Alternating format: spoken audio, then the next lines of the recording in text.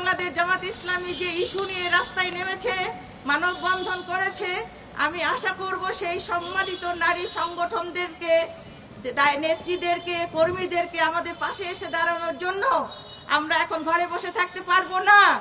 আমার ভাইয়ের মেয়ে আক্রান্ত হয়েছে, আমার বোনের মেয়ে আক্রান্ত হয়েছে, এমন এক সময় আসবে আমার মেয়েও আক্রান্ত হবে। সেই দিন বেশি দূরে নয়।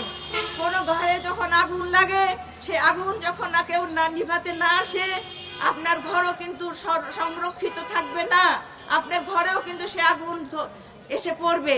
সুতরাং আমি আহ্বান করবো, আসুন আমরা সবাই মিলে, ভাই বোন সবাই মিলে, নারী পুরুষ সবাই মিলে এই অন্যায় প্রতিরোধ করি আর প্রতিরোধ করি।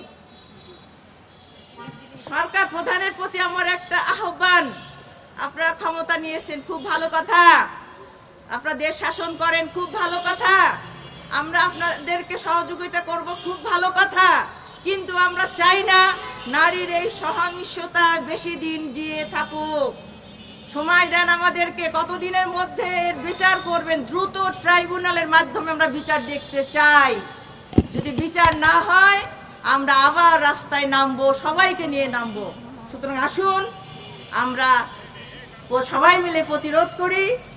আর যদি এই দায়িত্ব পালন করতে আপনারা অপারগ হন, প্রকাশ্যে ঘোষণা দেন। আমি আইন মন্ত্রীকে বলছি, স্বরাষ্ট্রমন্ত্রীকে বলছি, যারা বিচার বিভাগে আছে তাদেরকে বলছি, যারা প্রশাসনে আছেন তাদেরকে বলছি, আপনাদের কি মা বোন নেই?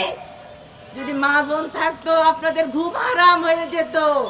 আজকে আমাদের ছোট্ট ছোট্ট শিশুরা আর্তনাদ করছে, আখিরাতে তারা প্রশ্ন করবে আল্লাহর কাছে, হে আল্লাহ কেন আমাদেরকে মারা হলো, কি অপরাধ ছিল আমাদের? আমরা কি সেই প্রশ্নের উত্তর দিতে পারবো? পারবো না। সুতরাং আসুন আল্লাহকে ভয় করে সামাজিক বিচার, ন্যায় বিচার প্রতিষ্ঠা করি। নারীর প্রতি সহিংসতা প্রতিরোধে আমরা সবাই মিলে এগিয়ে আসি। আল্লাহ রাব্বুল আলামিন আমাদেরকে রক্ষা করুন, দেশকে রক্ষা করুন।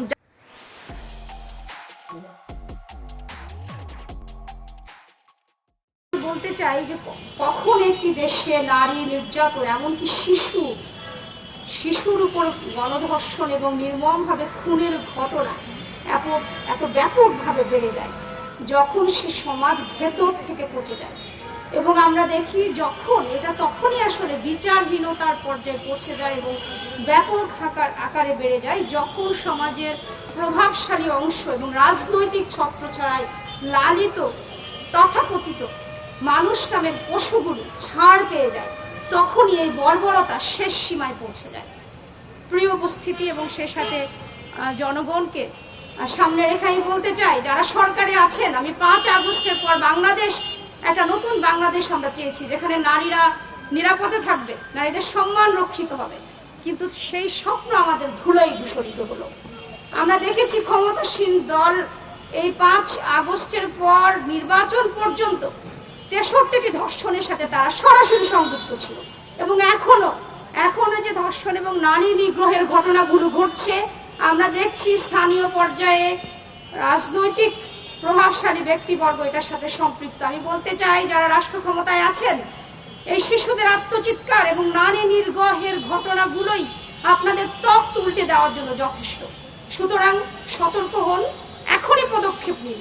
আমরা গ্রেপ্তার চাই না, শুধু গ্রেপ্তার, জনগণকে বুঝ দেওয়ার জন্য তড়িঘড়ি করে গ্রেপ্তার, আইওয়াশ আমরা চাই না। আমরা চাই তাৎক্ষণিক বিচার। আগামী 1 সপ্তাহের ভেতরে যারা এটার সাথে সংশ্লিষ্ট তাদেরকে সর্বোচ্চ শাস্তি, মৃত্যুদণ্ড নিশ্চিত করুন। এবং আপনাদের দলের যারা এটার সাথে সম্পৃক্ত, রাজনৈতিক দল যে পরিচয় হোক, সরকার হোক অথবা অন্য কোনো দল, অবশ্যই শুধু তাদেরকে বহিষ্কার না, সর্বোচ্চ শাস্তি নিশ্চিত করতে হবে। এবং নারী নির্যাতনের ব্যাপারে জিরো টলারেন্স আমরা সর্বক্ষেত্রে চাই। এটাই আজকের এই সমাবেশ থেকে, এই মানববন্ধন থেকে পুরো জাতির কাছে আমাদের প্রত্যাশা, সরকারের কাছে, প্রশাসনের কাছে প্রত্যাশা। সবাইকে সালাম, আসসালামু আলাইকুম।